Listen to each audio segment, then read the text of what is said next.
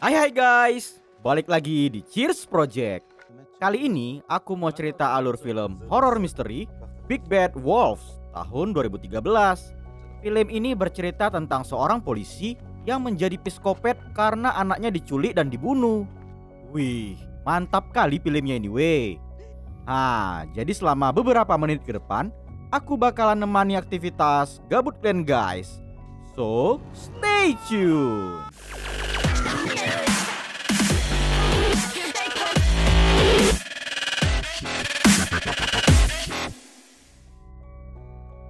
Jadi ceritanya tuh kayak gini weh. Waktu itu kan ada 3 bocil yang lagi main ali brondok di rumah kosong. Ada lah ya kan, seorang anak cewek yang ngumpet dalam lemari. Waktu yang jaga udah siap ngerah, 3, 2, 1. Dicari-cari. Yeay, ketemu kau. Namun saat dicek ke dalam lemari, si anak yang tadi ngumpet di situ udah nggak nampak lagi. Cuma satu sepatunya aja yang tinggal. Dicari kemana-mana, tapi nggak ketemu. Jadi kayak gitulah awal mula film, tentang hilangnya seorang anak cewek yang diculik sama psikopat loli.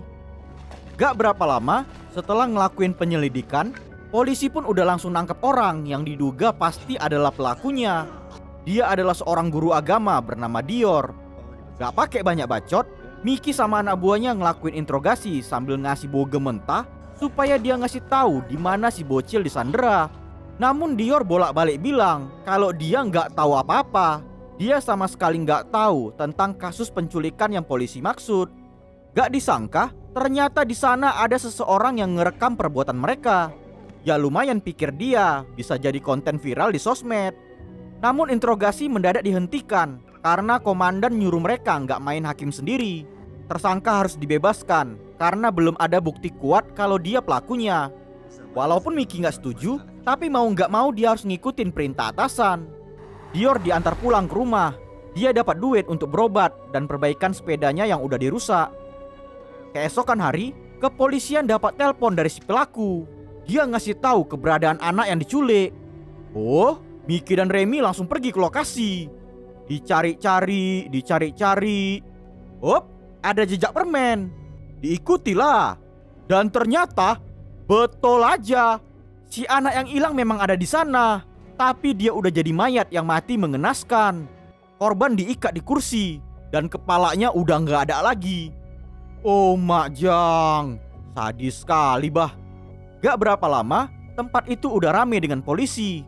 Komandan juga datang dan secara mendadak si Mickey dipindah tugaskan ke bagian dishub. Si komandan nyalahin dia karena semalam udah buang-buang waktu untuk nyiksa tersangka yang belum pasti. Ya tentu aja Mickey nggak terima. Waktu mau cabut dari sana, bersamaan bapak si korban tiba di TKP. Berdasarkan informasi dari komandan, si bapak ini kerja di kepolisian Libanon. Gak kebayang lah entah kayak mana perasaan si bapak nengok anaknya mati sadis kayak gitu. Video interogasi kemarin ternyata viral di sosmed. Hal tersebut ternyata berdampak buruk ke Dior. Murid-murid di sekolah nuduh dia sebagai psikopat loli, predator bocil. Dan gak hanya itu, akibat gosip yang beredar di mana-mana, dia akhirnya dipecat dari kerjaan. Si Mickey gak tinggal diam gitu aja. Walaupun dia sekarang dipindahkan ke bagian dishub, tapi dia masih pengen ngebuktiin kalau Dior adalah pelaku sebenarnya. Oh, gak taunya ternyata Gidik si bapak yang anaknya jadi korban juga ngelakuin pemantauan. Jadi di sini kan Gidik nyuruh kawannya buat nyari rumah sewa yang jauh dari pemukiman. Alasannya sih buat tugas dinas. Tapi sebenarnya dia udah punya rencana buat ngelakuin interogasi ke Dior. Gara-gara si Mickey ketiduran dalam mobil, gak sengaja Dior jadi tahu kalau dia lagi diawasi sama polisi. Habis itu kita diperlihatkan lewat telepon.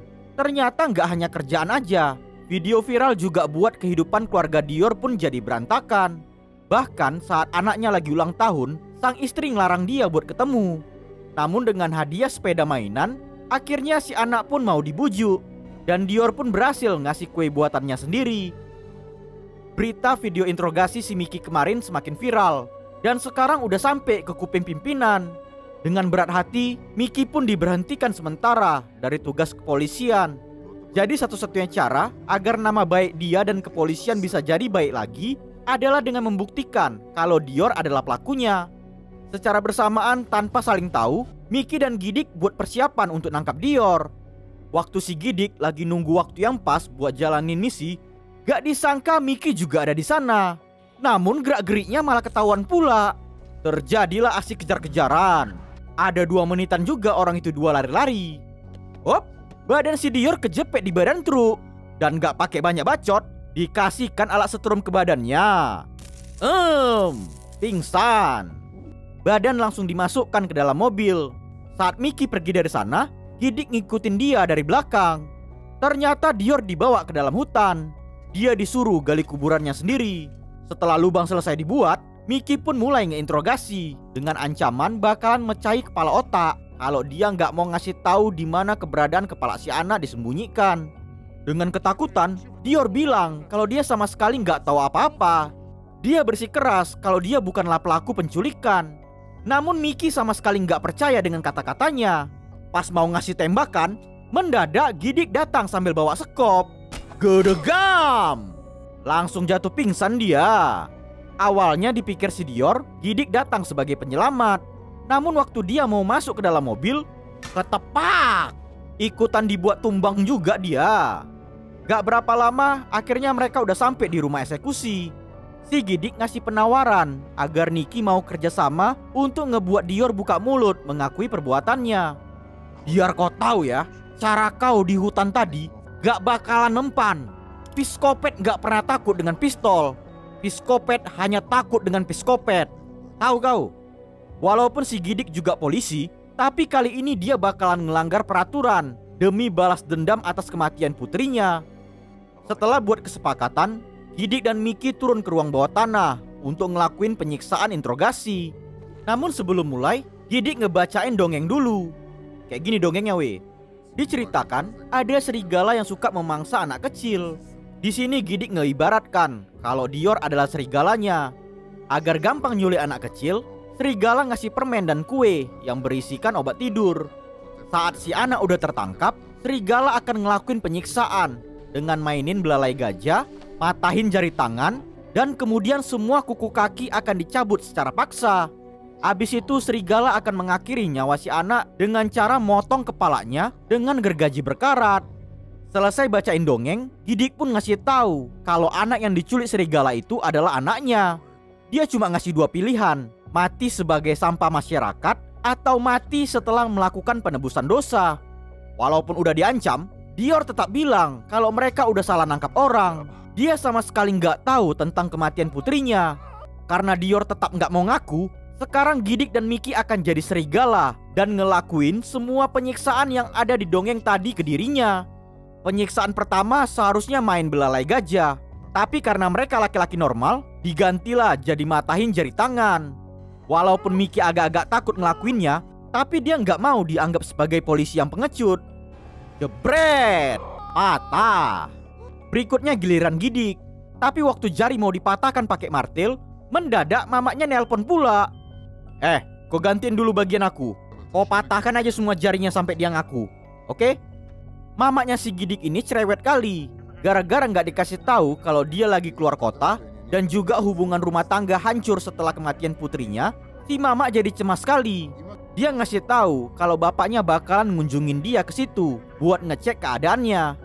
Waktu Gidik lagi teleponan di atas, Dior berusaha yakinin Mickey dengan bilang bagaimana mungkin dia jadi psikopat loli karena dia sendiri juga punya seorang putri. Perkataan-perkataan Dior ngebuat Mickey mendadak jadi iba dan ragu untuk ngelanjutin penyiksaan. Selesai teleponan, Gidik langsung balik ke bawah. Gak pakai banyak bacot, langsung dipukulkannya jari si Dior sampai kesakitan pingsan. Namun tiba-tiba aja Mickey ngehentiin dia. Oh, udah nggak betul ini pikirnya. Gidik ngerasa kalau otak si Mickey udah dipengaruhi. Karena emosi dengan keraguannya, ketepak! Mickey pun dibuat jatuh pingsan. Saat mereka berdua lagi tumbang, Gidik pakai kesempatan itu buat bikin kue yang dicampurkan dengan banyak obat tidur. Setelah kue selesai, kemudian penyiksaan dilanjutkan. Semua kuku kaki dicabut paksa pakai tang. Wih, ngilu kali itu ah. Tapi walaupun ngerasa sangat kesakitan, Dior tetap bersikeras kalau dia bukanlah pelakunya. Sebelum ngapain kaki satunya lagi, Gidik istirahat sejenak di depan teras rumah. Ngelinting rokok lah dia ya kan. Tapi tiba-tiba aja seorang pengawas perbatasan wilayah negara lewat di depan rumahnya. Untung si pengawas itu cuma minta sekali ngisap rokok. Abis itu udah cabut dia dari sana. Tahap penyiksaan berikutnya, Gidik mau ngasih Dior kue obat tidur. Pokoknya dia ngelakuin lah semua hal seperti yang dilakukan serigala ke anak kecil, sampai si Dior mau ngaku. Tapi mendadak bel rumah bunyi pula. Oh, waspadalah si Gidik buat nengok siapa yang datang. Gak taunya bapak dia yang mampir ke rumah. Dia disuruh datang sama si mama buat ngecek keadaan si Gidik. Sampai malam juga orang itu dua ngobrol. Malah sempat pula si Gidik makan sup buatan si mama. Di ruang bawah tanah, Miki sama Dior teriak-teriak sambil berusaha buka ikatan mereka. Gak mau sampai bapaknya curiga, Gidik ngasih ancaman dengan goresin paku berkarat ke jidat si Dior. Pas dia mau buat ke Miki juga, mendadak si bapak masuk pula ke ruangan itu. Ya tentu aja si bapak bingung dengan tingkah laku anaknya. Dijelasin lah sama si Gidik. Di sini dia buat pengakuan. Di hari saat putrinya hilang, gara-gara dia lagi selingkuh dengan sekretaris kantor, dia sampai lupa buat ngejemput putrinya pulang. Jadi di sini dia merasa sangat bersalah. Apalagi menurut tradisi Yahudi, mayat anaknya nggak bisa dikubur kalau anggota badan nggak lengkap. Makanya itu dia ngeinterogasi pelaku biar tahu di mana kepala putrinya disembunyikan. Abis ngedengar penjelasan tersebut, si bapak pun jadi ikutan emosi. Dia malah pengen ikutan buat nyiksa si pelaku pembunuh cucunya. Si bapak ini bukan sembarang bapak. Dia ternyata adalah pensiunan militer angkatan darat. Waktu mereka masih ngobrol di atas, si Miki yang sekarang udah mulai percaya dengan Dior ngebuat rencana kerjasama agar Dior pura-pura ngasih tahu keberadaan kepala si anak disembunyikan. Itu supaya mereka punya kesempatan buat kabur dari sana. Soalnya beruntung tadi dia, karena ada satu paku yang berhasil disembunyikan. Walaupun Dior udah gak tahan lagi dengan penyiksaan yang terus dilakukan, tapi dia akhirnya mau ngikutin arahan dari Miki. Selesai dari ngobrol, si bapak pun turun ke bawah lagi buat ngasih interogasi penyiksaan. Tahu kalian kayak mana cara nyiksanya? Baju si Dior dibuka, abis itu dibakar dadanya pakai flame gun. Wih, sampai gosong. Udah kayak tes kriu aja dibuat. Sadis. Pemanggangan pertama Dior masih diam, sesuai dengan rencana dari Miki tadi. Pas mau dikasih untuk yang kedua kalinya, akhirnya Dior pun pura-pura tahu keberadaan di mana kepala si anak disembunyikan. Dia secara asal ngasih tahu alamatnya ke Gidik. Ya tentu aja dia pun cepat-cepat menuju ke lokasi yang dibilang.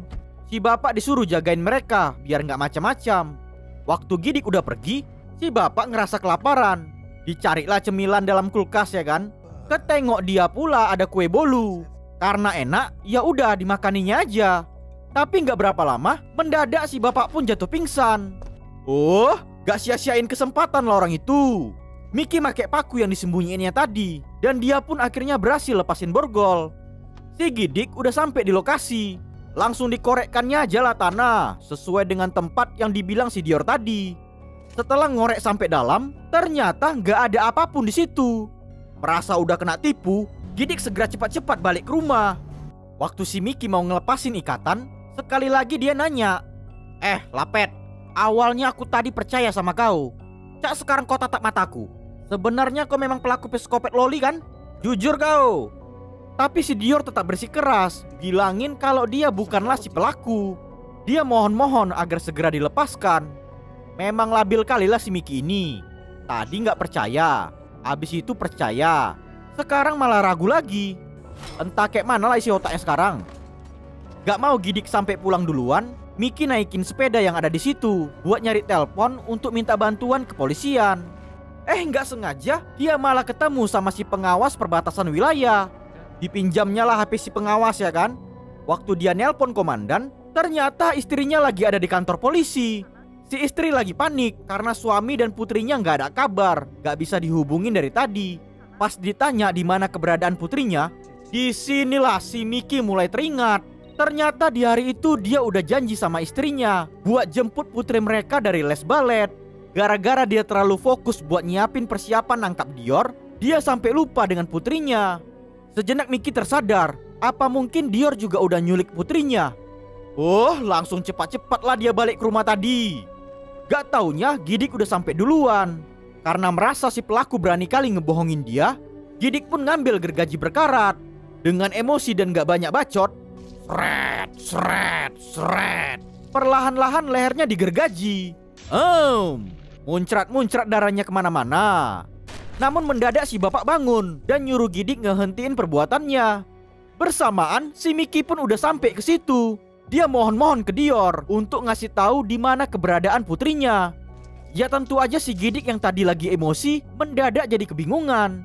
Sambil nahan darah terus berkeluaran dari batang leher, Mickey minta disiapkan kertas dan pensil. Mana tahu si Dior mau ngasih tahu kebenaran sebelum dia mati.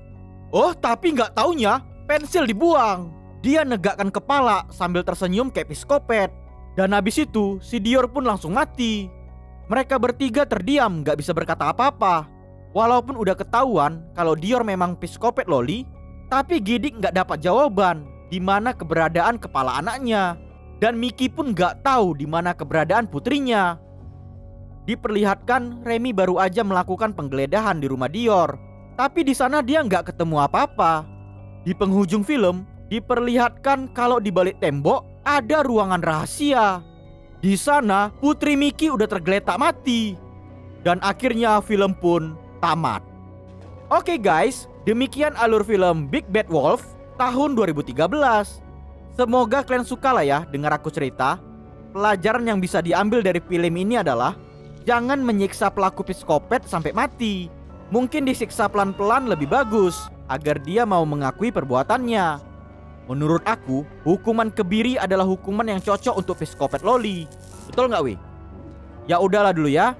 Tetap dukung channel Cheers Project biar makin berkembang ke depannya. Terima kasih and